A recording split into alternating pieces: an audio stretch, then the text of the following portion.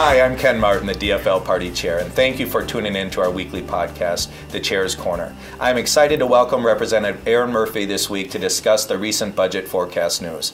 Representative Murphy is from St. Paul and has represented the residents of 64A for almost 6 years. Thank you so much for joining us, Erin. Thanks for having me, Chair Martin. Yesterday, the Office of MMB released the highly anticipated budget forecast that revealed a $323 million surplus. Is this truly a surplus? Is this something Minnesotans should be excited about? Well, I think to characterize this as a surplus is, only in the simplest math terms. Right behind the surplus, a temporary surplus, is a large and looming deficit.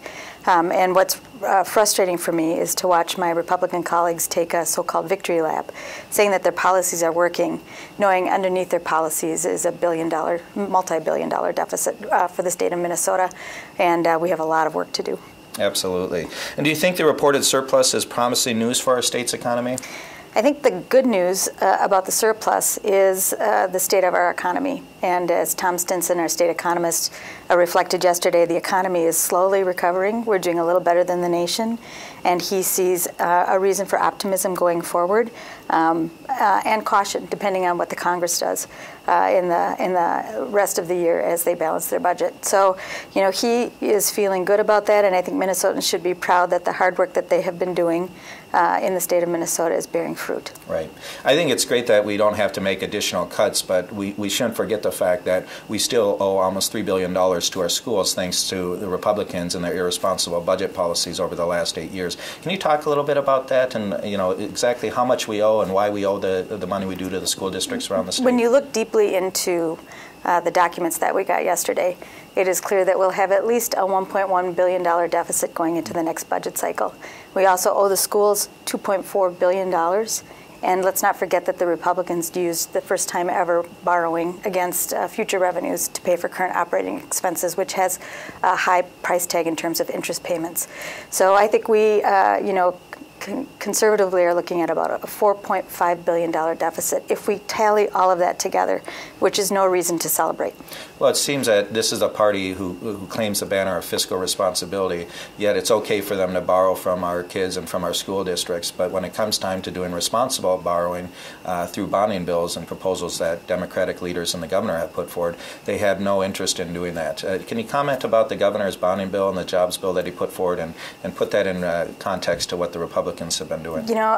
Governor Dayton has really been honest with the people of Minnesota, both in terms of his bonding proposal and what that means in terms of Minnesotans and the infrastructure in our state and jobs, especially for people in the construction industry. He's also been really honest about his budget solutions. And he said to the people of Minnesota, I think we need to raise taxes and do it fairly to pay for our obligations. And I think Minnesotans understand that and they believe him. And I think the Republicans' budget proposals and the work that they have done is sort of like a house that has a fresh coat of paint but a really shaky foundation. Yeah, I like that. It sounds like the state would have been better off with the alternative budget proposals offered by DFL leaders. Other than the $1.1 billion deficit projected next biennium, what do you see as the most critical and alarming effects of the GOP budget? Well, as I mentioned, they did for the first time ever borrowing against future revenues. So we looked forward and said we're going to make this much money on this tobacco settlement, and we'll spend that money now and we'll pay interest on that for 20 years. That's a really expensive proposition. That's putting your groceries on the credit card for a really, really long time. We shouldn't have never done that, and we shouldn't do it again.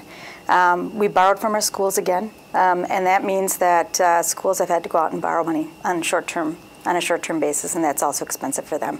So we are setting up a house of cards for the state of Minnesota, and we need more responsible leadership, and I'm grateful for the governor that he's done such a good job in trying to keep this ship afloat.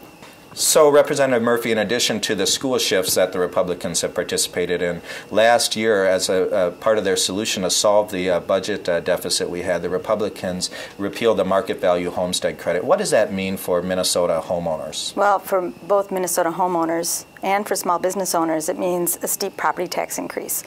And, as the legislators, my colleagues in the Republican majority have said, they didn't really all realize the impact. But the impact was known, and it was clear. We knew that by repealing the market value homestead credit, that property taxes would go up, and it would go up on middle-class families that can least afford it right now. They're really feeling the squeeze. We didn't need to do that, and I hope that we can fix it with Representative Linczewski's bill. Well, and instead of raising taxes on the wealthiest individuals in the state, as the governor and Democrats proposed in the legislature, what we've done, unfortunately, is we've balanced this budget on the backs of the middle class and the poor through taking money from our schools and also raising property taxes. And as you know, the Republicans campaigned on lowering taxes and creating jobs, neither one of which they've done. For at least 10 years now in Minnesota, the Republicans have claimed a no new tax budget, and all they've done is raise property taxes and fees for middle-class Minnesotans. They've shifted the burden of the costs of the state of Minnesota to those who are struggling, the working poor, and to middle-class families, while protecting the top 1%, the top 7,000 income earners in the state of Minnesota. And that's a real clear demonstration of their priorities. I don't share those priorities. Well, we're grateful for you, Representative Murphy. Thank you so much for your leadership in the state legislature, all that you do for the citizens of St. Paul, and all that you do for Minnesotans. We really appreciate you being here. Thank you again for joining us this week. I hope you'll tune in again next week for updates on the latest news in Minnesota politics. Have a great weekend. We'll see you next week.